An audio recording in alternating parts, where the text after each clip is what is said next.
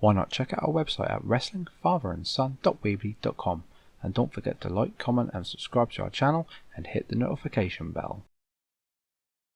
Hi everyone, welcome back to Wrestling Fun with Father and Son. I'm Father Matt and this is Son. Hi. And this is our Super Showdown reactions. Like we say, this is our Super Showdown reactions and or review, as you were. There's a little bit to get through in this pay-per-view. There was a lot of well, there's one big talking point everyone's talking about on the internet, but we'll get to that as we get to it. Basically, the pre-show, I'm not really going to go through the pre-show. I didn't really watch it. I don't think Kai watched it. There was a match. It was the Usos versus the Revival. The Usos won. That's basically about it, isn't it? There's not really much to talk about that. The main show kicked off with Seth Rollins versus Baron Corbin for the Universal title. Before we get into before we get into the review and the reactions to that, we both predicted that Seth Rollins would win, didn't we? I think we'll do that going forward. We'll just say who we did. And Seth Rollins was wearing a different attire. Yeah, we had a new attire for this match, yes. Which was white, black and red. Yep. Was it red? Did it have red on it? It had only 3 colours, white, black and red. Oh right, well you know more about these things than I do. You notice these things more than I do. First of all, I've got to say, the stage was, I thought, really good. That was the same as WrestleMania. Was it? Yeah, well I think WrestleMania was a little bit bigger. But that screen was really good, especially when they did like Seth Rollins' entrance. That was really good. The sort of his video on the screen, I thought it was really, really impressive. And it done real life flames. What was that? It done real life flames. Yeah, real life flames as well for the burn it down bit. To be fair, this match, I didn't think it was going to be like a 5-star match. I don't think it was. Basically, the story of the match was obviously that Seth Rollins got taped up ribs, didn't he, because of Brock Lesnar's attack on Monday. Obviously, there was that big tease about the cash in. He said he was going to cash it in on Friday, but we'll get to that in a minute. So Baron Corbin was working on the ribs, but every time he sort of went for a pin, didn't he? He kept getting frustrated with the ref, and that played into the end. He sort of kept saying to the ref that was a 3, or count faster, or whatever. The ending basically was that Baron Corbin went for a pin, didn't he? Got the 2, got frustrated with the ref, only for then Seth Rollins then was it a roll up? I think it was a roll up, wasn't it? A roll up, and then he got the pin that way, didn't he? So yeah, Baron Corbin's frustrations getting the better of him there, didn't they? Then at the end of that match, didn't Seth Rollins get an end of days, I think, as well after the match, didn't he? If I remember right. I am recording this Sunday, and I watched it Friday night very late. So my mind is a little bit more. You watched it yesterday on Saturday, so your memory's a little bit better of what happened than what mine is. But I'll struggle through, and you can correct me when I get it wrong. But yeah, I think he walked around into an end of days, so he's all broken in the ring, only for Brock Lesnar's music to hit, didn't it? And he came down with Paul Heyman and a referee, which I don't understand because they already had a referee in the ring. But oh well, he had a referee. As they were getting into the ring, Paul Heyman. He tripped on the ropes, didn't he, as he was getting in the ring? That's kind of funny. It was quite funny, yes. I thought it was actually a mistake by Paul Heyman originally, so I think he done it quite well because it fooled me for a minute. Yeah, he sort of tripped getting into the ring, threw the briefcase, or sort of dropped the briefcase, momentarily distracting Brock Lesnar, only for Seth Rollins to do a low blow, didn't he? And then he got the chair that Brock Lesnar was carrying down to the ring, and he attacked him with the chair, didn't he? Because that's called revenge. Yes, it was a revenge, yes. And it ended with Seth Rollins curb stomping Brock Lesnar on the briefcase, and so no cash in. So he's still got the briefcase, and Seth Rollins is still the Universal Champion. So yeah, it was a good start. I thought it was a good start. I'm glad to see they didn't change the belt there, but I think they probably are thinking about changing that belt at a later date. Probably maybe SummerSlam, maybe a bigger occasion, I think. Anyway, next it was Andrade versus the Demon King Finn Balor. Again, Demon King Finn Balor's entrance was really good, especially with that big screen. I thought this was a really great entrance. I thought it was a really good match as well. I thought this might be, I said it before in the predictions, that I thought this was going to be a good match between these two, and I think they did deliver. We both said that Finn Balor would win. In the end, it was, who won? Finn Balor. Finn Balor did win, yes, he retained. I thought he would. I didn't see them changing that belt at the minute. Sometimes I act as Finn Balor Demon King. Sometimes you act as the Finn Balor Demon King, do you? Okay, you going to do it now? Yeah, okay. So yeah, that was a good match. Next, it was Roman Reigns versus Shane McMahon, the best in the world. Now, we both said Roman Reigns would win. I think we were wrong. So let's get into it. Shane McMahon came down to the ring. I thought, oh great, he's on his own. But no, he had to bring out the Scottish psychopath, Drew McIntyre. He came out, didn't he? So he was at ringside. He played a bit of a role, didn't he, in interfering in this match. There was a few cheap shots as well from Drew McIntyre. But the end... Also, quickly, the commentators were saying about the ref being in Shane McMahon's pocket as well and letting a few things go as well, which I thought was quite interesting. The end of that match basically was that, wasn't it, Roman Reigns, he punched Shane McMahon. Shane McMahon fell back into the ref. He bumped the ref, so the ref was down, and then Drew McIntyre got in the ring, did a claymore to Roman Reigns, and that was how Shane McMahon won the match. So Shane McMahon actually beat Roman Reigns, which I thought was quite interesting. And Shane McMahon done a spear. Yeah, he did a spear during the match again. Yeah, he keep nicking his move, don't he? So yeah, that's how they ended that match. Shane McMahon actually got a win over Roman Reigns, which I'm surprised to see, being as Roman Reigns is their sort of poster child, as it were, and their favourite. But then Shane McMahon is the son, isn't he, of Vince McMahon? So you can understand that one. So next it was very quick sequence. It was the Lucha House Party versus Lars Sullivan. I'm not going to talk too much about this. Basically, they were hinting on Monday that all three of them, they ganged up, they could beat him. The ending was that all three of them did gang up on him, and they got a DQ finish. But then, as it looked like they were going to get the upper hand, Lars Sullivan destroyed him again. That was basically how it went down. Next, Triple H versus Randy Orton. Again, this should have been... They've done this before, this match, and I don't think this one delivered as previous had. You know, Triple H is getting a bit... He's getting a bit old now. He's getting a bit slow.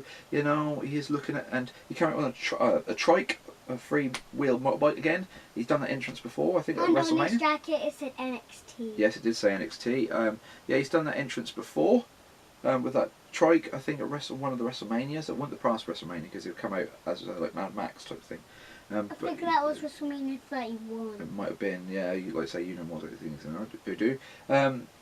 It was an okay match. It did tell a story about working shoulders and stuff like that. At the beginning, Randy Orton, he picked up, didn't he, Triple H, and he slammed him on the announce table. That plays into the end as well. So he'd done that. Yeah, it was, like I say, it was okay. The ending of that match proceeded that Triple H did 3 of them back slams on the table to Randy Orton. And then as he was getting, he sort of rolled Randy Orton into the ring, didn't he? And as Triple H was following him into the ring, there was an RKO out of nowhere. And then there was an RKO out of nowhere, and that was how Randy Orton won the match, wasn't it? So Randy Orton won. So you said Triple H, and I said Randy Orton. So I got it right. So, yeah, like I say, it was okay. I think they're getting on a bit to do that match now. 10 years ago it would have been really good, and it also plays into the last match as well on the card, but we'll get to that as well. They did a little bit about R-Truth. They said about R-Truth, we'll mention that now. R-Truth lost his 24/7 championship on the way to Jeddah, to Saudi Arabia. He was at the airport on the phone, I think probably Carmella, with his back to the aeroplane. As he was on the phone, Jinder Mahal came down the sort of stairs to the aeroplane, rolled him up with the ref, and he won. Then he ran onto the plane, didn't he? Then the next video they showed was at R-Truth, which was the ref going through the aeroplane, checking on people when they had the blankets over them sleeping, and then he found Jinder Mahal and he pinned him. Then he ran for it on the plane and got in the toilet, and everyone was following him, and that's how they sort of ended that. But I don't understand how he got out of the toilet if they were all at the door. So yeah, I think R-Truth's doing really well with this 24/7 belt. He's making it fun. He's making it quite enjoyable to watch these little things. I'm following him on Twitter and watching the videos if they appear. So yeah, he's doing really well. Next, Bobby Lashley versus Strowman. Again, a very sort of, not really go too much detail in it. Basically, I thought it was going to be a test of strength match, which it was. Kai said that Bobby Lashley would win. I said Braun Strowman would win. The end of the match was that Bobby Lashley went up to the top rope. Again, big men don't go to the top rope, and he paid for it. He ended up getting, I think, thrown off by Braun Strowman. Then he picked him up for his power slam, and then he won the match. So I got it right, and you got it wrong. Next, it was Kofi Kingston versus Dolph Ziggler for the WWE title. This wasn't a too bad match. I thought it would be better than what it was. I thought it was a very quick match for these two. I thought they did do a really, really quick match. Xavier Woods was at ringside. He played a part in the finish. I think it was more dominated by Ziggler this match than it was by Kofi Kingston. The end was Kofi Kingston and Dolph Ziggler outside ringside. He ended up super kicking Xavier Woods outside. Xavier Woods did a double sort of hip up kick to Dolph Ziggler that distracted him, and then he received a Trouble in Paradise from Kofi Kingston, and then Kofi Kingston obviously won the match. Then in the back there was a bit of a promo, wasn't there, where Dolph Ziggler said that it should have been him again, that same promo again, but he asked for another match. Now, did you watch that bit? Yeah. So you know what type of match it is at Stomping Ground? What kind of match? It's a steel cage. Yes, it is a steel cage match at Stomping Ground. They did announce some of the matches. Did you see which matches they did? They're doing Roman Reigns versus Drew McIntyre. They're doing Becky Lynch versus Lacey Evans. Alexa Bliss versus Bayley. Dolph Ziggler versus Kofi in the steel cage. And what else was there? Is there any more? Yeah, there is Seth versus Baron Corbin again. Oh, was it Seth versus Baron Corbin again? Was there? I didn't see that one. Next, it was the 50-man battle royal. I'm not going to go too much into this either because we could be there all day. To be fair, I wasn't really paying attention to it, to be honest. Who ended up winning? Can you say? Mansoor. Is it Mansoor? Is that how you pronounce it? Yeah, Mansoor. He basically is a bit of an unknown, I think, to the WWE. I think he is Ali's brother. You think he's Ali's brother? Well, I don't think he is. They tried out some people from Saudi Arabia, and basically he was one of them. Then they put him in NXT. He's had one televised match, I think, and obviously hometown hero. They made him get the win, so he's now the win. And then next, the last match of the card, which will be the biggest talking point of the video and the biggest talking point on the WWE universe, as it were, on the internet. Goldberg versus Undertaker. We both said the Undertaker would win, first of all. Also, actually, no, looking back, I looked Kofi versus Dolph. We both said Kofi would win as well. Just quickly, yeah, Goldberg versus Undertaker. The entrances were good. That's probably it. And there was coffins with the Undertakers. Yes, there was coffins coming out with druids, with flames, yes. First thing off, obviously Goldberg has the security guards at the beginning of his entrance. They sort of tap on the door. He then comes out like a beast sort of thing, and roaring and stuff like that. He had a mark on his head. He did have a mark on his head. It's well known that Goldberg likes to headbutt the wall or the door before he goes out, or hit himself in the head or something, psych himself up. That's what I think he done there. So he's already got a little bit of blood here on the head. He came down. Then Undertaker come down again. Really good entrance for the Undertaker. He does his good entrances. Yeah, maybe a bit long, but he's still done his really good entrances. And it started off with 2 spears, didn't it, from Goldberg to the Undertaker, and then it kind of went wrong, didn't it? There was, I think the Undertaker was standing in the corner as Goldberg was about to do another spear, I think. As he did, the Undertaker, I think, moved out of the way, didn't he? And then Goldberg ended up into the ring post. And like went everywhere. Yes, he ended up busting himself up from the head. Like I say, he's already got a little bit of a cut there, so that might have contributed to it a little bit more. And Undertaker had one on his own. Did he? That might have been a little bit of blood from Goldberg though. So yeah, he busted himself open. He looked like he's knocked out momentarily there as well. He had blood coming down his head. And to be fair, from that moment on, he was done. I thought they should have ended. They should have stopped that match there. I think, yeah, they are professionals. They want to keep going. They'd like to shake off the cobwebs and keep going.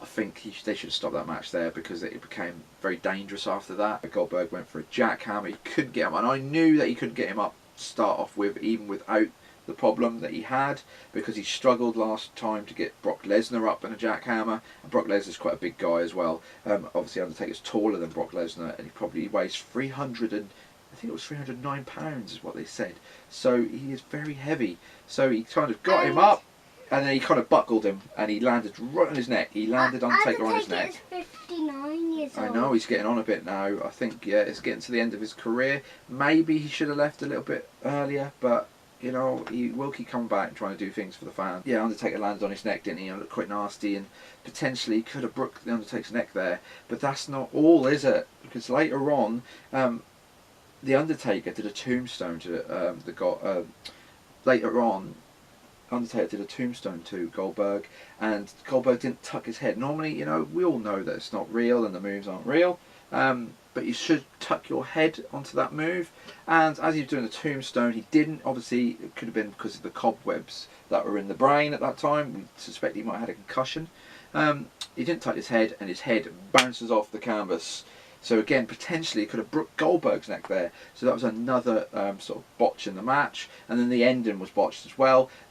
Goldberg went for the tombstone, and then Undertaker was meant to sort of reverse it, but he didn't. He sort of fell to the floor, didn't he? And then he ended up with a choke slam, and that was how he won. So we got the prediction right. The match wasn't great. I've seen people on Facebook and internet saying about, oh, could there be a rematch because it was so poor. I potentially don't want to see that. I think they've done it now. It's 10 years too late. I think they've done what they could do. They're sure they're getting too old now. The strength is now going, and you know it was what it was. I've heard rumours that Undertaker was very happy after that match, and that there might have been a bit of an argument between him and Goldberg at the end backstage. But you know, can you say it's Goldberg's fault? Maybe not. He didn't know he was going to get busted open, did he? But you know, maybe he went into it with a little bit more adrenaline than what he thought he'd have, and he went straight into that ring post and didn't protect himself enough. But that is what it is. That's Super Showdown. Next is a Stomping Ground, like I said, in 2 weeks. Yeah, what did you think of Super Showdown? I thought it was a kind of average pay-per-view. I think they're going to do a lot of these matches again at Stomping Ground. But I thought it was a nice average. I think it was great. You thought it was great, did you? I thought it was just about an average pay-per-view. The ending obviously let it down. But, you know, it had potential. There were some good matches. I think that Finn Balor Andrade match was match of the night. I think the Undertaker match was actually a match of the night. You think that was a match of the night, do you? Well, I think you're easily pleased. I think it's just because it was the Undertaker, you get to see the Undertaker again. But, you know, I think that Finn Balor match was definitely the match of the night. So, yeah, if you like this video, please like, comment and subscribe. And we'll see you in the next video, the next predictions video, which is probably going to be Stomping Ground in 2 weeks' time. We'll have to figure out when we're going to do that. But, yeah, I'll say goodbye, and say goodbye, Kai. Goodbye. Goodbye.